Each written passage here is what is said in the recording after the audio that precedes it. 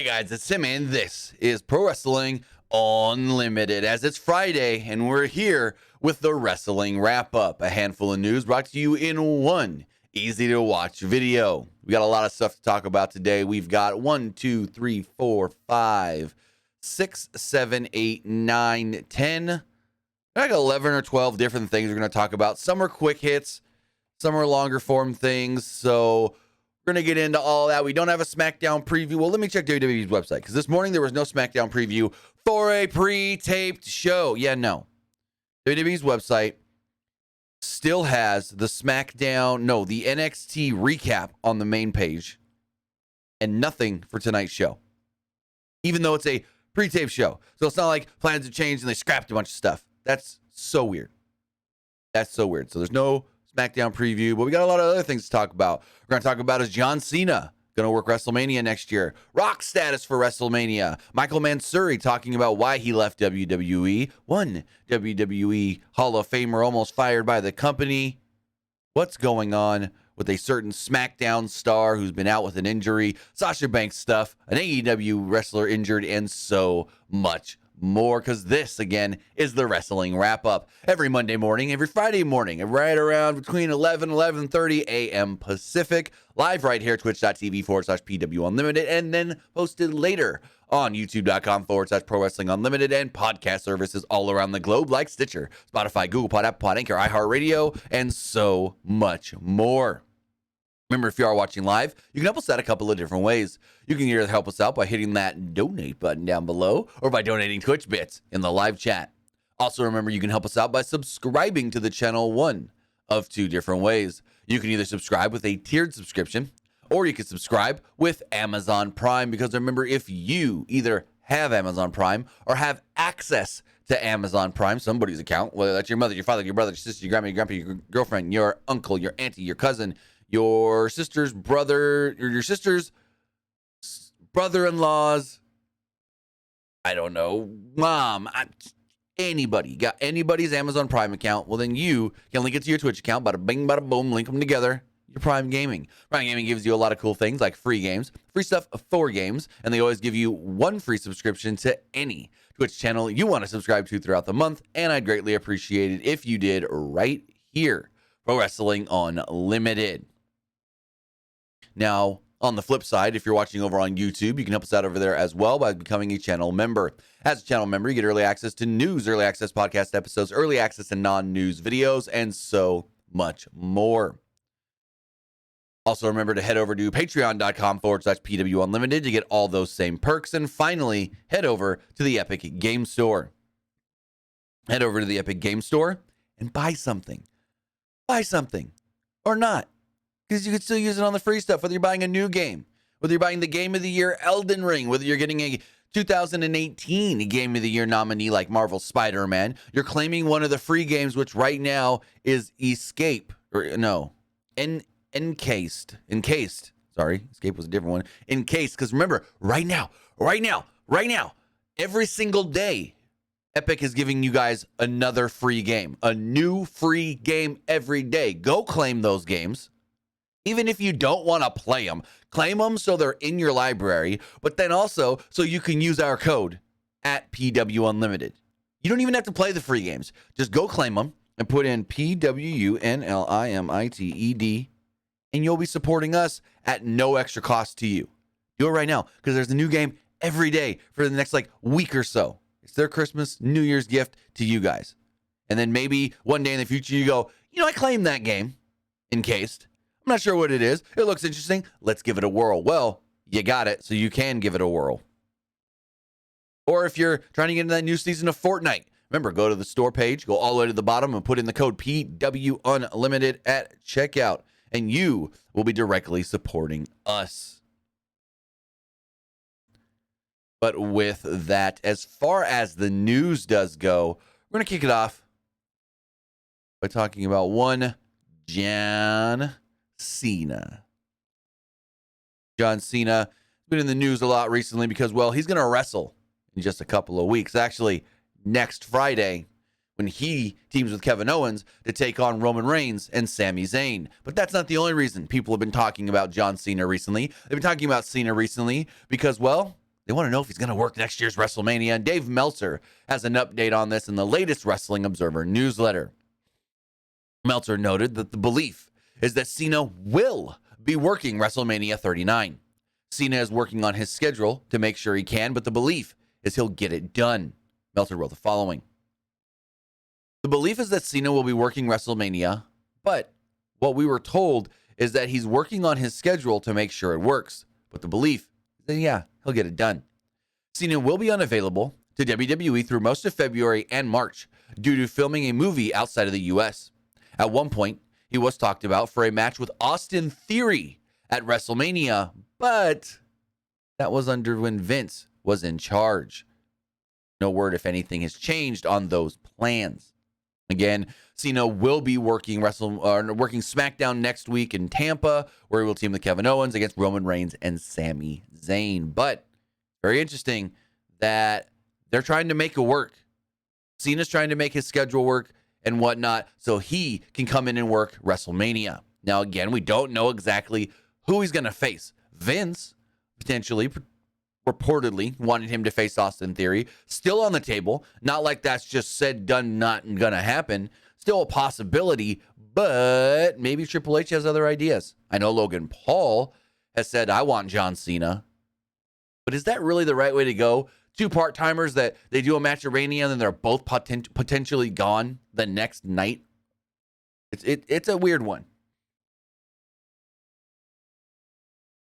Because you would think, say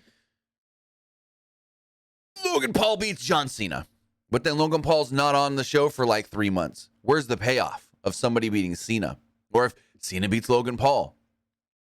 Not as big of a payoff because it's not a big like, oh my God, you beat John Cena. It's like, oh, you beat Logan Paul. Logan Paul finally lost. Like, that's a big deal. Logan Paul when he finally loses. But it's like, if you're going to have two guys that are part-timers working a match together, there's nothing wrong with that. But where's the follow-up to it? Where's the story go? It's kind of just like, it's there, it's done, it's over, now what? Nothing? Okay, why'd we waste the time at Mania? Maybe it's a great match and it's not a waste of time, but Cena versus Logan Paul intrigues me for sure, but just there's no follow-up potentially, and that's what really has me kind of like, I don't know. Also, let me fix my microphone here really fast, but we'll see where all this does go as far as Cena working WrestleMania next year. It looks like it's a priority for him if Meltzer did right that he's working on his schedule to make sure he can. So, again, it sounds like Cena really wants to do it. And if he's going to do it, or if he wants to do it, you know, Cena will make sure things happen. Because Cena's the type of guy that if he wants something, he makes it happen. All right, let me fix. There we go. My microphone kept like dipping on me like it was loosened or something. But speaking of John Cena working WrestleMania, we kind of have a little update regarding Dwayne "The Rock" Johnson from Dave Meltzer in the latest Wrestling Observer newsletter. According to the latest Wrestling Observer newsletter, The Rock taking on Roman Reigns is still being talked about for WrestleMania next year, despite the match not being set in stone. The report states that there is no main event yet officially locked in for WrestleMania, but if Rock does make it to WrestleMania 39 and and puts aside his busy Hollywood schedule, he will be taking on Roman Reigns. That is the match he will get. Furthermore, the ball is seemingly in The Rock's court, and his official decision being needs to be done before or at least by the Royal Rumble. Because, I mean, here's the thing. I'm not saying Rock's going to win the Rumble, but if Rock is not committed for Mania, then they need to have somebody win the Rumble that's going to challenge Roman Reigns at WrestleMania. Whether that is just saying Cody Rhodes, and they say Cody's going to challenge Roman at WrestleMania. But then all of a sudden, like 2 weeks later, Rock goes, I'm in. Well, they can always just do, well, Cody's challenging one night, Rock's challenging the other. But Rock's got a lot of things on his plate. He's got a few movies coming up that he's got to start production on. He's got the XFL starting in April, right around the same time as WrestleMania. So it's like what does he do? You know what I mean? It's like he's got to be, during that whole time where he's going to be building up WrestleMania, he's going to be doing media stuff for the XFL. So maybe they lump it all together, but you don't. No. Because you don't want him going out there going, well, the XFL starts April, but before that, I'm going to be wrestling at WrestleMania, because then that puts the thought in people's minds of, oh, did Rock really buy the XFL, or is it still part of WWE? You know what I mean? So that's the other thing you got to look at. Like, I don't even know how to really say it, but it's just like, does Rock do WrestleMania? If so, he's going to be promoting it somehow, whether on Smackdown, Raw, and, on Jimmy Kimmel or whatever. I don't know how he's going to promote his WrestleMania match. But at the same time, he's going to be promoting the start of the XFL. And if he's doing that, he's not going to do it in conjunction with WWE, because he doesn't want to give the false connotation of XFL, WWE, me, Mania, all together, lump it, one interview. No. So it's going to be very interesting to see if The Rock even does WrestleMania, and if he does, how they actually, what's the word I'm looking for, promote this match. Is he going to be on the show every week? Is he going to make sporadic appearances? Is he just going to be on there once? We don't know. Rock does have a few movies in production right now. Big Trouble in Little China. He was just filming Red One, a Christmas movie, which is weird, a Christmas movie. Usually Christmas movies are not filmed during Christmas time. They're filmed in like June or July for Christmas that same year. But I guess he's doing a movie that's getting filmed a year out. That's a Christmas movie for next. I don't know. Red One. I think it's a Netflix project. But he's also got Big Trouble in Little China that is currently in production. Not sure if it started filming yet, but Big Trouble in Little China is in production. And I know the Red Notice sequel is in pre-production, which means they're not filming yet. It's in pre-production. Plus, he's got other movies on his slate. I think Disney wants a Jungle Cruise 2. I know he's working on Doc Savage. There was a rumor of a second San Andreas movie, which I'm like, why? Something called The King he's working on that I heard recently. That might be everything that I've heard that he's got either in production, pre-production, or in development. Because I know Red One, again, is in production. Not sure if filming wrapped on that yet. Big Trouble in Little China is in production.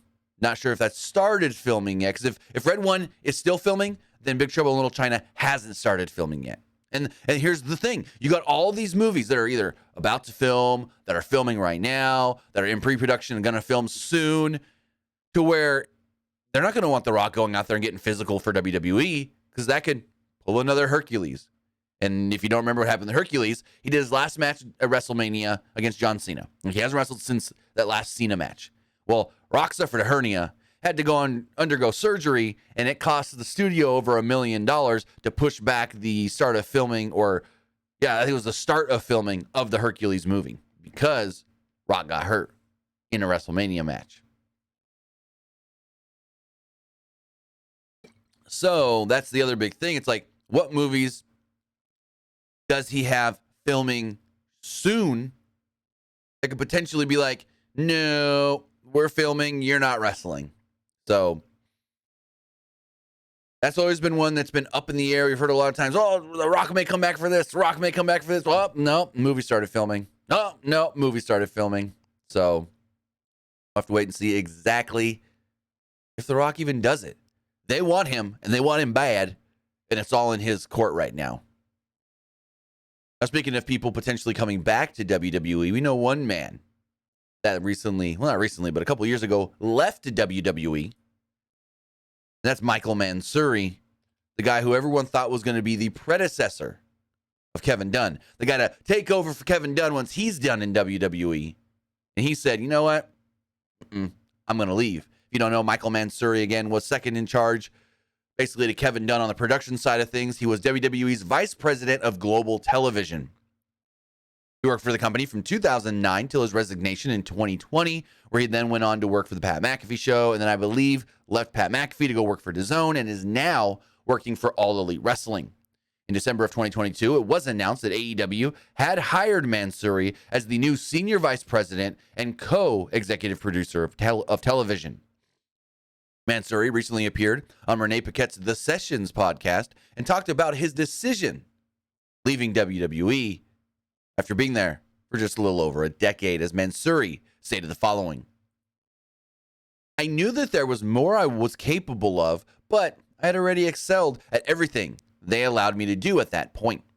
I was looking for the new challenge, and even if it was something that was outside of the scope of what people would have defined as my potential, it would have been nice to be able to kind of spread wings a little bit and take a new challenge. So once I kind of realized I was in the lane that I was in and the path to the destination wasn't really going to change or even progress that much, I knew it was time to make a change.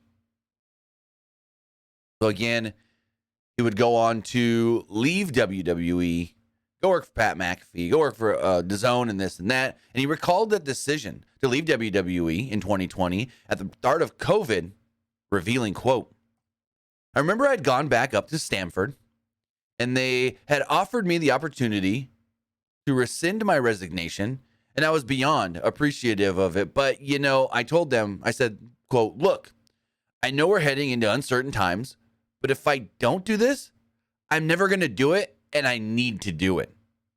Basically, he felt like he had to do this. He had to go on and do other things for himself. And I am wrong here. It wasn't DAZN. He went and worked for one championship wrestling or one championship MMA in Singapore after briefly working for the Pat McAfee show. So this all falls in line with AEW saying that changes are coming to Dynamite in the new year. So January 4th, I want to say, is that first? Yes, January 4th. And he's the one that's going to spearhead some of these, and not most, if not all of these changes. The word going around is he's going to have a lot of influence and a lot of power in the company, as I don't know if he's going to be like Pat, or not Pat, I'd say Pat McAfee too many times in this, Tony Khan's right-hand man or anything, but they're stating that he's the Kevin Dunn of AEW, the role that many thought he would eventually get in WWE, but even when people thought Kevin Dunn was going to be gone, when Vince was gone, Kevin Dunn's still there. Kevin Dunn's still there. So it's like, yeah, maybe he did get out at the right time.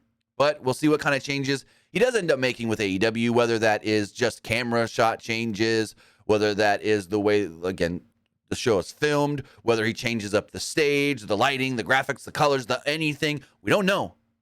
But we've got about 2 weeks, a week and a half, we find out, potentially. Because, again, the word is that first January show, changes may be a-coming. Because even Ricky Stark said it in his promo, on January 4th, we're getting a new Dynamite, and let's make a new match, or something like that. Now, Mansuri left WWE on his own, but it sounds like one WWE Hall of Famer almost got fired recently by WWE. A report has emerged suggesting that WWE threatened to fire WWE Hall of Famer Devon Dudley over a possible ECW tribute indie show he was scheduled for. Devon Dudley was all set to be in Bully Ray's corner at Battleground Championship Wrestling's Tribute to Extreme on December 17th. Although Devon had been advertised since September, a last-minute decision had been made to pull him from the show. Now, he currently works as a producer for WWE and an NXT coach. Dave Meltzer provided some further updates on this, stating, WWE did pull Devon Dudley, from the event, both of the live show and the convention. He was scheduled to be in the corner of Bubba Ray for his match with Matt Cardona. He went through John Cena, or John Cone, I read that way. He went through John Cone and Talent Relations, who reportedly approved the booking, and he believed based on his contract, since he's not a wrestler, that he had the ability to do so. Things like this. Yet, Bruce Pritchard nixed the booking, and it ended up on the desk of Paul Levesque. Hughes has said that he was going to do it because he gave his word on it, and Levesque didn't give approval, and he was basically told if you did it, you'd be fired. So, he didn't do it. There was no real reason past the claim that they didn't want him in a physical risk. But I'm not sure how much physical risk there is pulling out a table since he was not scheduled for anything physically on the show. Basically, they probably just would have had Bubba go, Devon get the table, he pull out the table and walk out of the way. So, yeah, the Triple H call to say, you're not doing it or you're fired. But the weird thing here is, like, he got it approved by John Cone, and then Bruce Pritchard got wind of it and was like, hey, Paul, what do you say about this? So, it's an interesting one. It's a very, very interesting one. Because it's like, they didn't want him to do anything physical. Okay. But why also pull him from the convention, the signing, the autograph signing? That's the weird thing. Because they've let, I want to say Corey Graves do some like MCW signings. Or is it NEW, Northeastern Wrestling? I know Corey Graves in the last year or so has done some outside signing stuff. So why didn't they let Devon at least do the convention? Baffles me. That I don't understand at all.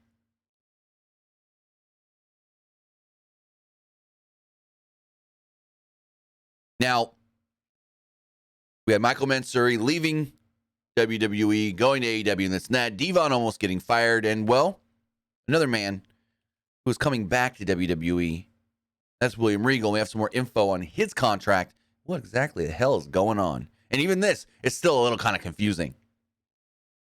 According to the Wrestling Observer newsletter, sources were correct that Regal did have an opt-out in February of his AEW contract. However, Tony Khan had an opt-out in December, as Dave Meltzer wrote the following.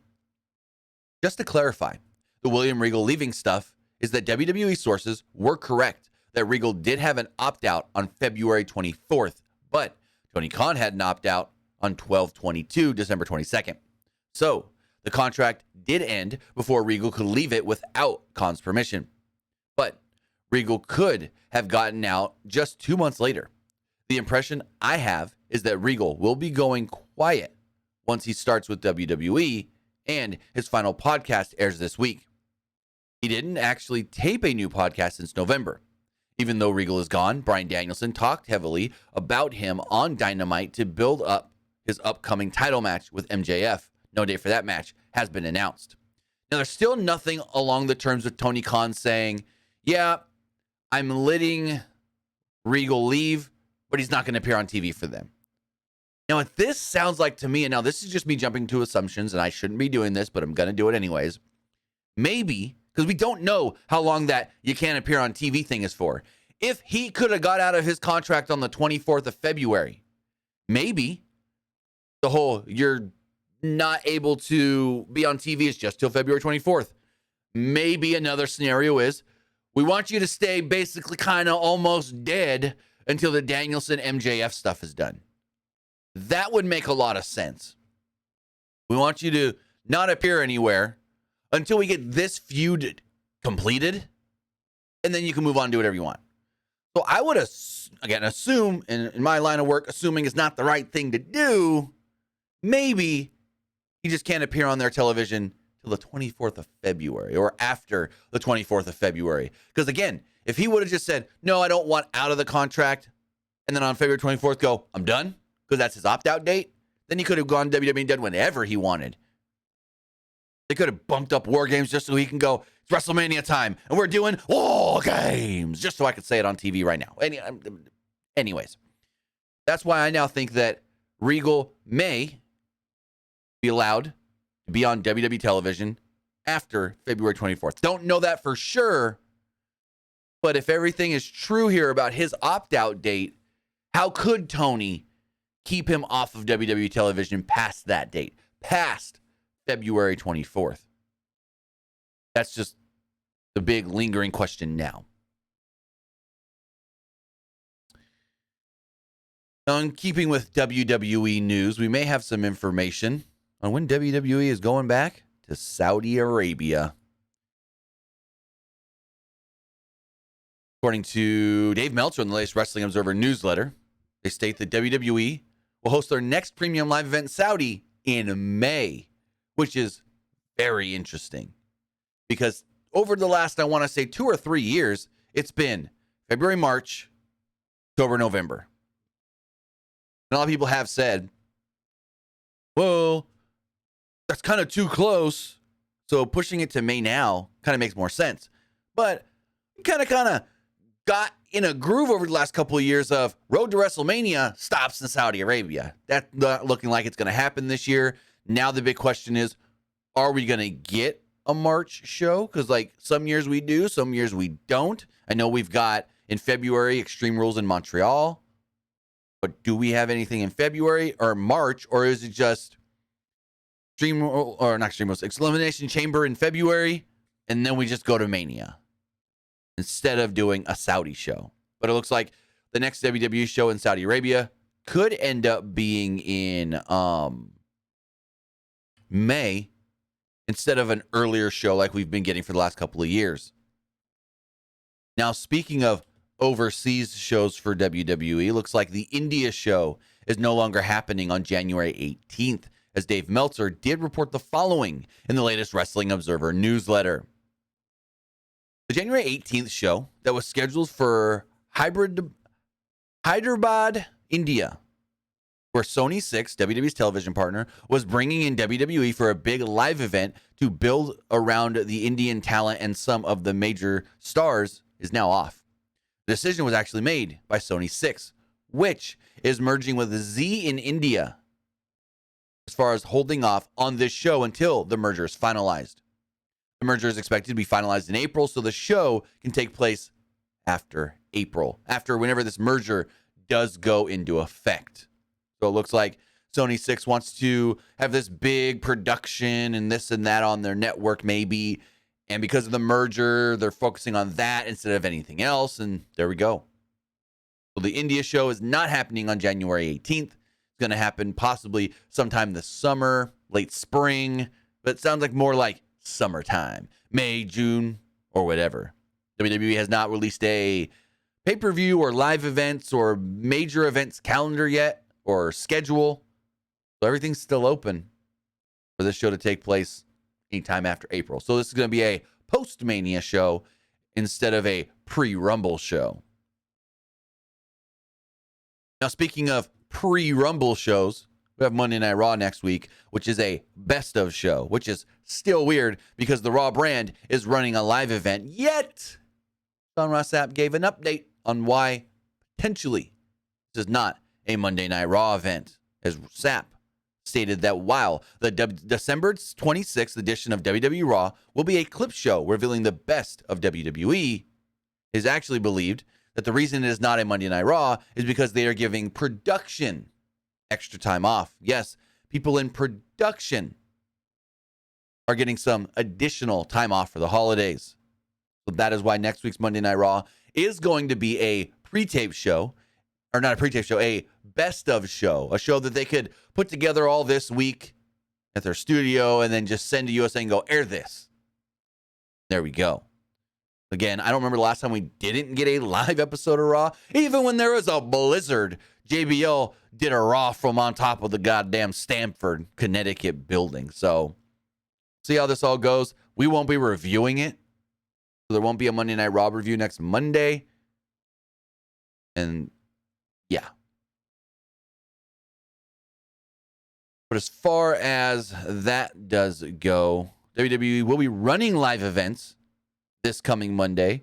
One from Columbus, Ohio with the Raw brand. One from Madison Square Garden with the Smackdown brand. And it looks like one top Smackdown superstar will not be at the MSG show as he's still not cleared to compete.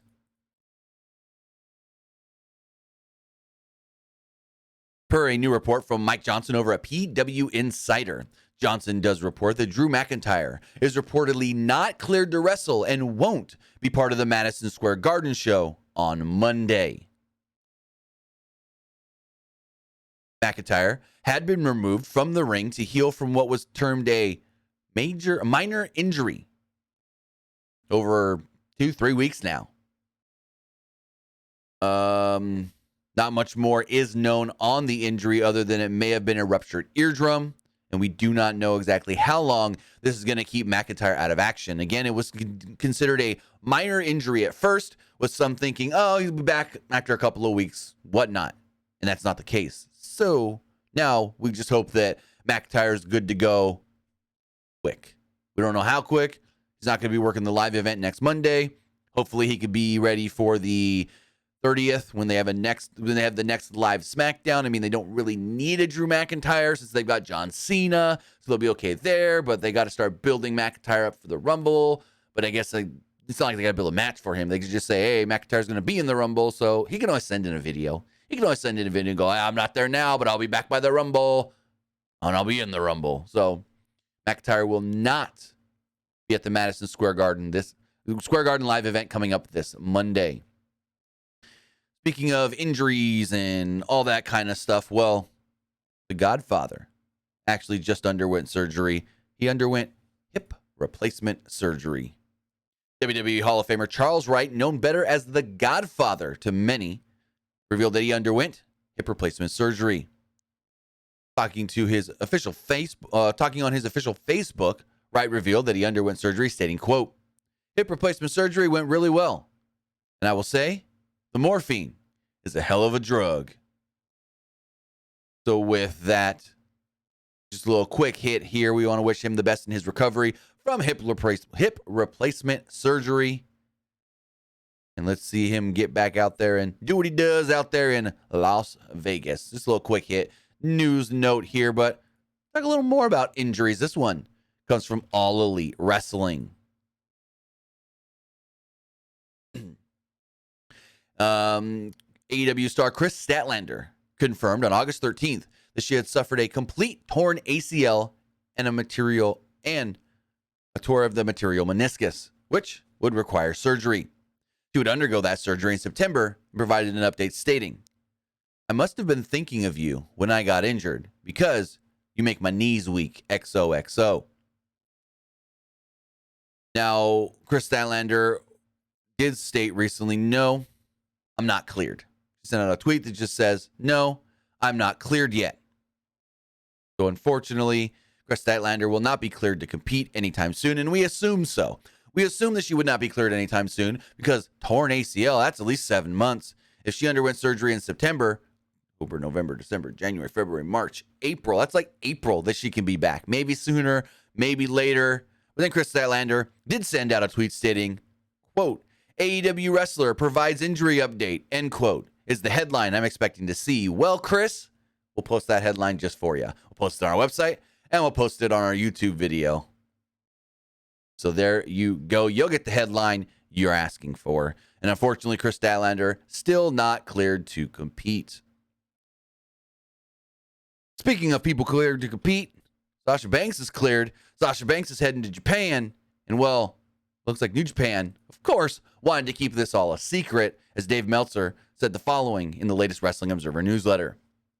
While New Japan nor Stardom has yet to make an announcement regarding Mercedes/Sasha Banks and the Tokyo Dome, Banks was noted as going to Japan this week, looking at marketing herself in that country.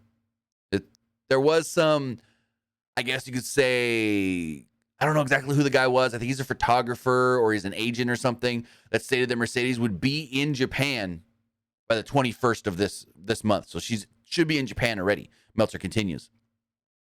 Well, this decision can be changed, as all can. At the moment, they are working with the idea of not announcing her appearance ahead of time and making it a surprise ahead of the show. So they want it to be like a quote-unquote surprise that she's going to come out and appear and most likely challenge the winner of the IWGP Women's Championship match between Kairi and Tam Nakano. So we'll see how this all does go. Again, it's not expected for them to officially announce Mercedes or whatever name she's going to, probably Mercedes Moné, the name she's going to go by once she's in with New Japan. But they don't want to announce it early. They don't want to announce it ahead of time. They don't want to announce it before. They want it just to happen and see how that goes. Even though everybody, and I mean everybody, is expecting it. Now, something else people are kind of expecting, I don't know why, but they are, is her potentially being Saraya's partner on January 11th in LA. And Meltzer did also talk about this, stating that he can't confirm yet if she will be that partner. And if it was, it would be kept a secret from almost everyone. As the aforementioned episode of Dynamite approaches, Dave Meltzer believes, quote, they'd push the Los Angeles match more each week before finally unveiling the true identity of Saraya's partner. That is, of course, if Banks is indeed booked for that match, or as several AEW talents were recently reported to be excited about the potential of her coming into the company and becoming a, quote, anchor of their women's division. Again, there is a high likelihood that this could happen, but we don't know if it's actually going to happen as far as what Mercedes is going to do. We know she's going to go work for New Japan. We know that they have several dates on the books for her, but other than New Japan, no clue where she's going to go. Could she go to AEW? Yes, because they can afford her, per se. Could she go to Impact? Maybe, but she might not get the money that she would want from Impact. Again, she wanted Becky Lynch, Charlotte Flair money from WWE. That's roughly $1 million a year. Is that what she's going to ask Impact for? Is that what she's going to ask AEW for? We know her New Japan deal is a per appearance based deal. So maybe she's got X amount of dates at X amount of price to get to that $1 million mark, spread out throughout the year or something. I don't know. We don't know. All we know is there's the rumor that she's getting paid more than Jericho, and Jericho was maybe making $100,000 an appearance. He kind of disputed that a little bit. So everything's still really up in the air as far as Mercedes Varnado does go, the former Sasha Banks, and what she's going to do past this Tokyo Dome appearance. It is believed that she may also appear, I want to say, in February for New Japan, but that's not at all anywhere confirmed. But with that, guys, that's all we got. That is going to wrap up the wrap-up. So with that, I want to say thank you for joining me here. If you're watching live, twitch.tv/PWU Unlimited. Usually this is the time where I say, here's what we got tonight on SmackDown, but WWE doesn't have anything announced for tonight's SmackDown, even though it's a pre-taped show. Well, let's go check just in case to see if anything has been announced, or maybe they said something last week that I missed that we already know is going to air this week. I don't think so. Yep, nope. Not seeing anything for tonight's show on SmackDown or on Fox, which is very weird. Let's do one last thing. Let's check their social media. Oh, wait, nope. We got it now. It has been updated. WWE does have 3 things listed on their website for tonight's Friday Night SmackDown. And I don't know why I couldn't remember any of this. But 3 things have been announced. A, we do know that Braun Strowman will team up with Ricochet to take on Imperium in a Miracle on 34th Street fight. We also do know that there's going to be a gauntlet match with Liv Morgan, Raquel Rodriguez, Tegan Knox, Emma, Sonya Deville, and Xia Li, where the winner will become the next challenger for Ronda Rousey in the SmackDown Women's Championship. And finally, Hit Row will challenge the Usos, the undisputed WWE Tag Team Championships. So 3 things are set for tonight's show. They literally must have just updated this in the last 10 minutes, if even that. So with that, guys, there won't be a SmackDown review tonight. I'm helping my mom prep some stuff for Christmas and Christmas Eve and stuff because we're doing things all weekend. So I will not be doing a SmackDown review tonight. So I'll see you back Monday morning for the wrestling wrap-up, unless I do like a gaming stream or something, because I'm not watching SmackDown. I won't be able to watch it live. Probably won't watch it till tomorrow morning. Maybe I'll jump on twitch.tv/Timmy Buddy later and play some games. I don't know yet. But there's not going to be a SmackDown review tonight because I'm not watching SmackDown live. So have a great Christmas. Happy holidays to you and yours. We'll see you back here Monday morning for the wrestling wrap-up. Have a good one, guys.